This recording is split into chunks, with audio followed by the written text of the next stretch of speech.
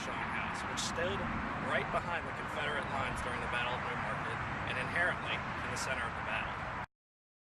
Both of our houses are battle witnesses.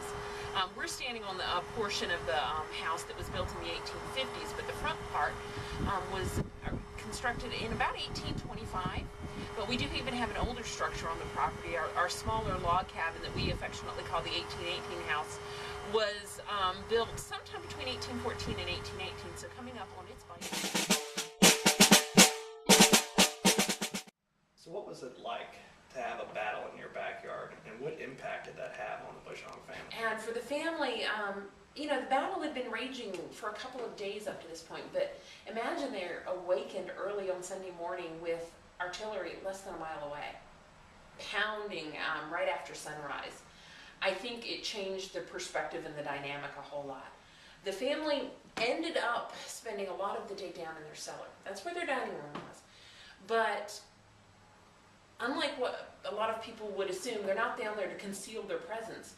They're down there to get below the area where the bullets are hitting the house. And so they're down there, they're trying to keep themselves safe, but then they realize their home is going to be called into service.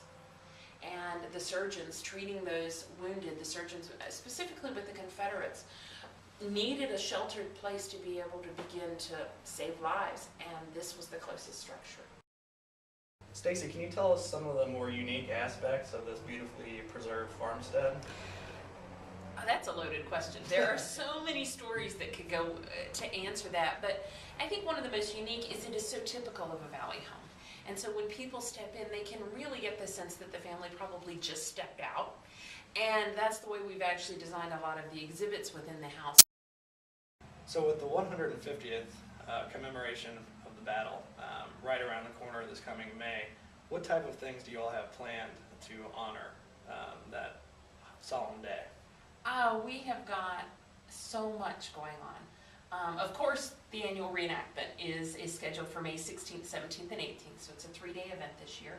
The Virginia Commission for the 150th has sending their History Mobile, which is a touring museum, and that gives the guest a really interactive experience. So that would put the context around our battle in May, so they'll be able to see that.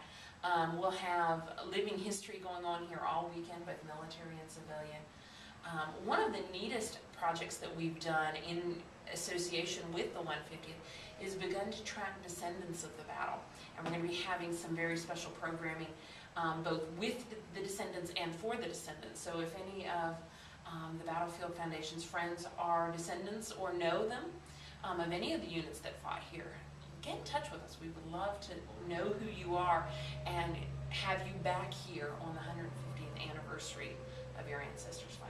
All of us at the Shenandoah Valley Battlefields Foundation would like to thank Stacey and all of the staff at the Virginia Museum of the Civil War at the New Market Battlefield.